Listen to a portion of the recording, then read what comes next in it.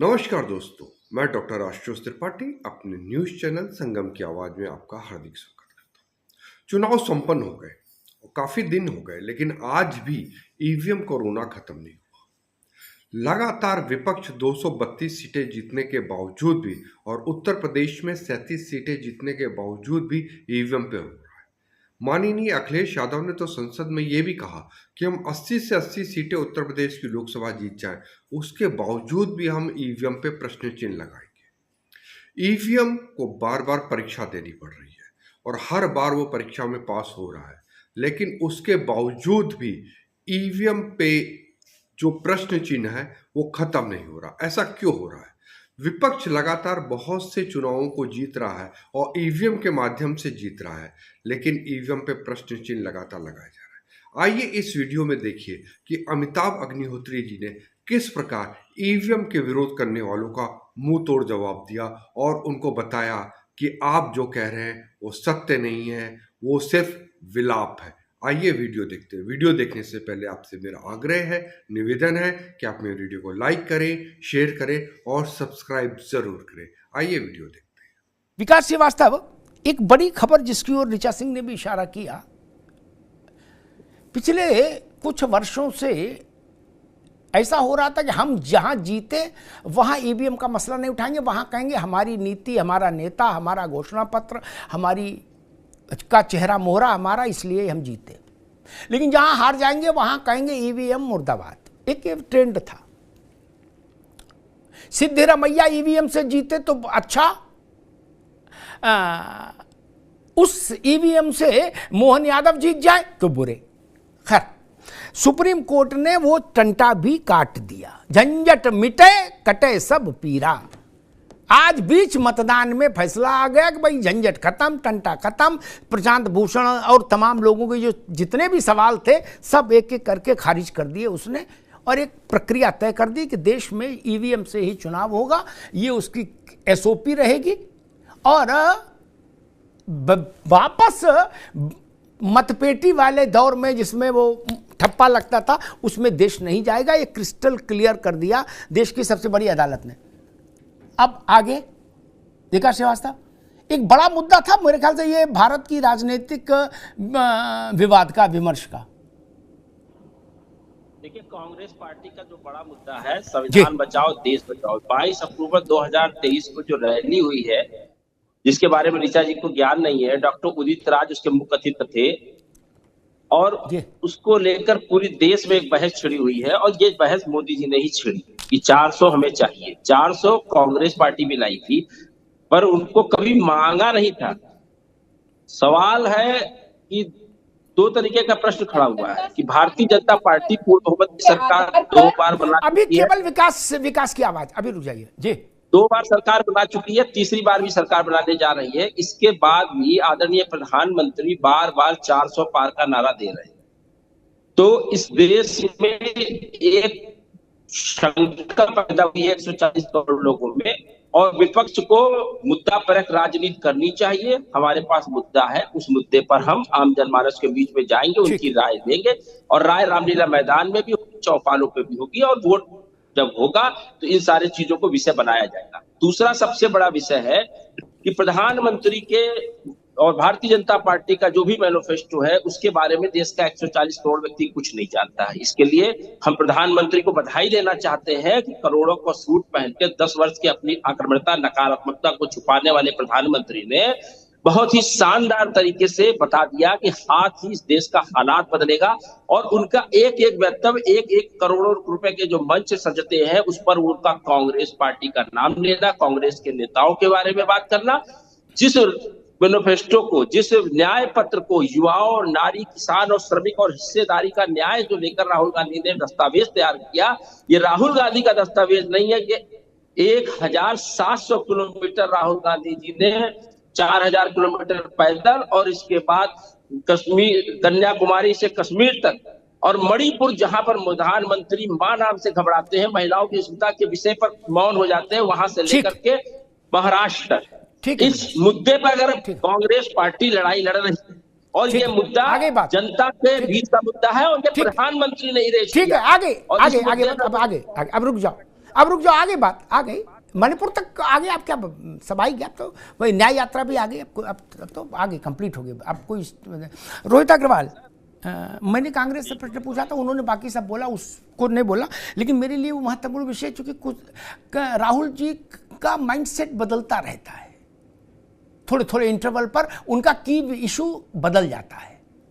कुछ समय पहले उनका की इशू था ईवीएम, उससे पहले की इशू था राफेल, उससे पहले कुछ और, फिर जातिगत जनगणना, फिर ऐसे करके वो फ्लोट करते हैं। एक जो की इशू था उस पर देश की सबसे बड़ी अदालत ने लंबा चौड़ा हर बिंदु का उत्तर देने वाला फैसला सुना दिया। ठीक, विकास ये नहीं चलेगा ना, आपकी आवाज नहीं जा रही, इसलिए एनर्जी मत लॉस करिए। ठीक, तो मसला ये कि एक मुद्दे पर सुप्रीम कोर्ट फैसला दे तो स्वागत, और ईवीएम पर फैसला दे तो स्वागत नहीं होगा, ये कैसे चलेगा रोहित अग्रवाल? देखिए, मैं समझ नहीं पाता हूं, ये हम माननीय जयंत चौधरी जी ने स्वयं राहुल गांधी जी से कहा था, जब हम इंडिया गठबंधन में थे, जो दिल्ली में इनकी मीटिंग हुई थी इंडिया गठबंधन वाली, तो माननीय जयंत चौधरी ने स्वयं उस मीटिंग के अंदर कहा था राहुल गांधी जी से कि भैया ये आप कहते हो कि ईवीएम खराब है, ईवीएम गलत है, और उसी ईवीएम से हम चुनाव लड़ने जा रहे हैं, जिसको लोकतंत्र को आप दुहाई दे रहे हो कि लोकतंत्र समाप्त हो गया, ईडी सीबीआई और न जाने क्या क्या सबने खत्म कर दिया लोकतंत्र, उसी लोकतंत्र के पर्व में हम इंटर होने जा रहे हैं। तो भाई ये इस तरीके की भाषा, क्या पढ़ा लिखा व्यक्ति जो देश का है, आज शैक्षिक योग्यता देश की बढ़ती चली जा रही है, तो वो क्या समझता नहीं है क्या कि आप क्या मुद्दा विहीन बात कर रहे हो? अगर आपको इतना ही डर है कि ईवीएम खराब हो रही, तो फिर बहिष्कार कर देते चुनाव का। आप कहते हैं हम इस ईवीएम से चुनाव नहीं लड़ेंगे, बहिष्कार करके आप आते तो बात समझ में आती। और आज तो सुप्रीम कोर्ट ने निर्णय दे दिया कि भैया ईवीएम से ही चुनाव होगा। वो जो लठ तंत्र चलता था, जिससे वो बक्से ठक ठक ठक ठक ठक, जो राहुल गांधी जो ठक ठक ठक ठक कर रहे थे, वो उनको याद आ गया था कि पिताजी के जमाने में तो ठक ठक ठक ठक ठक लगा के 55 साल राज कर लिया, अब ये ईवीएम से काम नहीं चल रहा है। तो ये ठक ठक वो वाली ठक ठक थी। तो आज तो सुप्रीम कोर्ट ने भी विराम लगा दिया उसके ऊपर। लोकतंत्र खतरे में है, संविधान बचाना है। अरे कैसे शब्द हैं ये! वो लोकतंत्र तब खतरे में नहीं रहता है जब उसी ईवीएम से आप हिमाचल के अंदर सरकार बना लेते हो। वो लोकतंत्र तब खतरे में नहीं रहता है, वो ईवीएम तब ठीक हो जाती है जब तेलंगाना में पूर्ण बहुमत की सरकार बना लेते हो आप।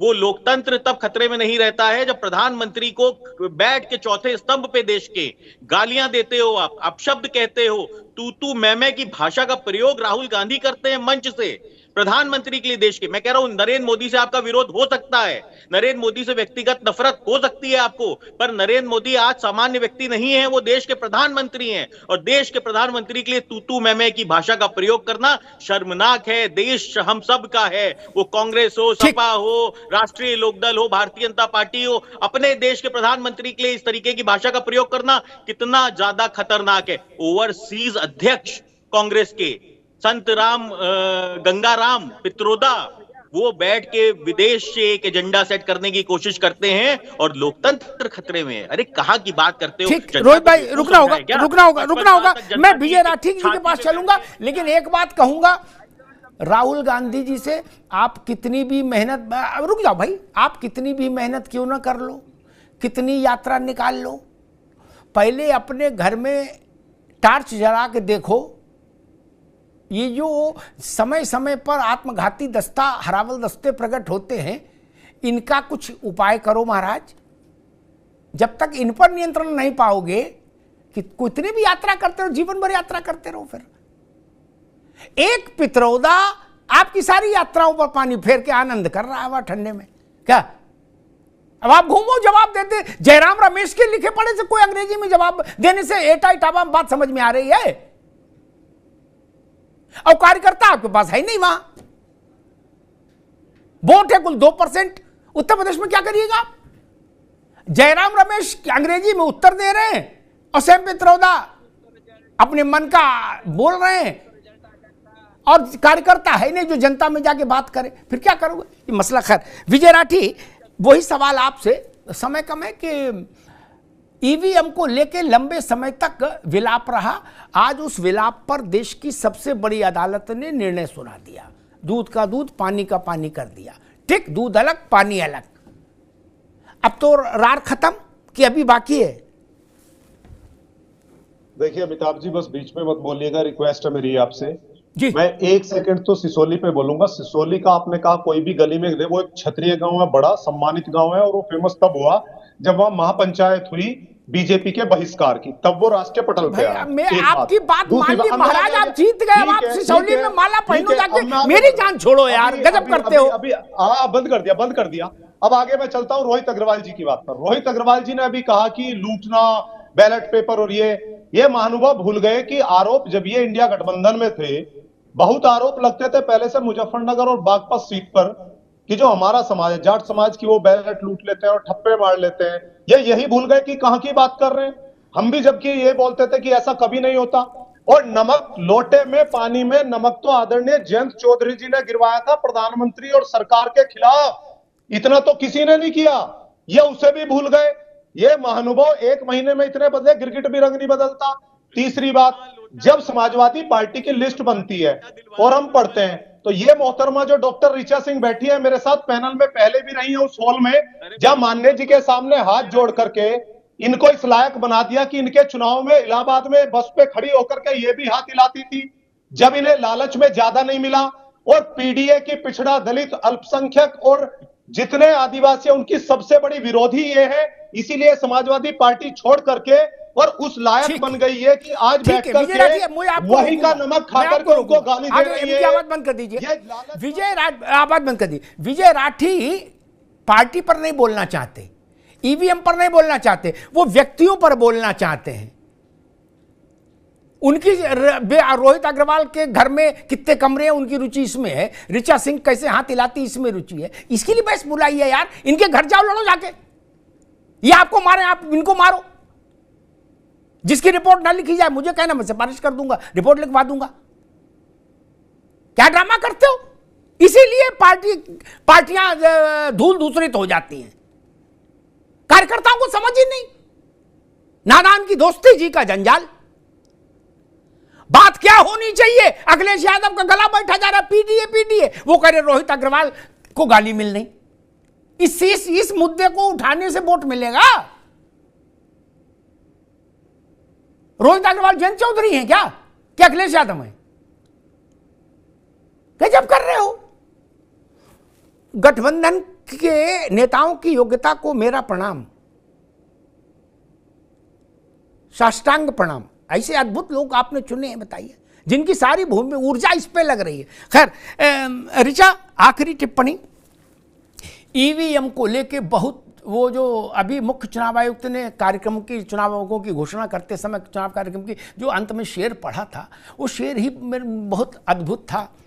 और सच बात है, ईवीएम ने बहुत सारे लोगों की अकर्मण्यता, क्षमता को पर्दे में ढक लिया। ठीक, अपने ऊपर तोहमत ले ली। नहीं तो सवाल उठता कि भाई आप लगातार 4 चुनाव हारे, आप 5 हारे, आप 6 हारे, आप चुनाव जीत नहीं सकते। चलो ईवीएम बीच में आ गई, लेकिन अब वो पर्दा हट गया।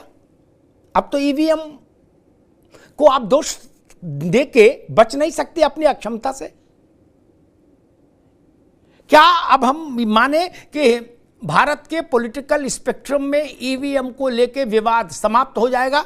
ऋचा जी देखिए, बिल्कुल समाजवादी पार्टी और इंडी अलायंस इसीलिए बेहद घबराया और जिसको कहते हैं खिसियाया हुआ है, क्योंकि इनको पता है कि अब तो ये अपनी हार का ठीकरा ईवीएम के ऊपर भी नहीं फोड़ पाएंगे। लेकिन ईवीएम के नाम पर जिस तरीके से इन्होंने जो भारत का जो सबसे बड़ा लोकतंत्र है इस दुनिया का, उसमें संदेह पैदा करने का पाप किया है, उसका परिणाम इनको जनता आने वाले दिनों में जरूर देगी। और उत्तर प्रदेश में 80 में 80 और 4 जून को 400 पार भारतीय जनता पार्टी में आदरणीय मोदी जी के नेतृत्व में होगा। आदरणीय अमिताभ सर, मैं एक जवाब और देना चाहती हूँ विजय राठी जी को, जो बहुत महत्वपूर्ण है कि नमक की बात कर रहे थे। विजय जी, मैं केवल देश का नमक खाती हूँ और इस देश के नमक के साथ ही मैं खड़ी हुई हूँ। और यही कारण था कि समाजवादी पार्टी जब राष्ट्र विरोधी और सनातन विरोधी हरकतें करती है, देश में रामचरितमानस को खुलेआम सड़कों पर जलवाती है, तो हम जैसे युवाओं का खून उबलता है। आपका खून ठंडा पड़ चुका होगा, तो अपने घर में जाके देखिएगा कि आप किसका नमक नमक खाते हैं और अपने को आईने में देखने का प्रयास कीजिएगा। ठीक है, इनकी ठीक है, अभी रुक जाइए भाई, ठीक है, दोनों की आवाज आगे बात, दोनों की आगे। आजकल तो वो ब्लड प्रेशर के हिसाब से डॉक्टर नमक बताते हैं, कम सोडियम ज्यादा सोडियम वाला, उसकी ओर ध्यान दो, बाकी चक्कर में ना पड़ो।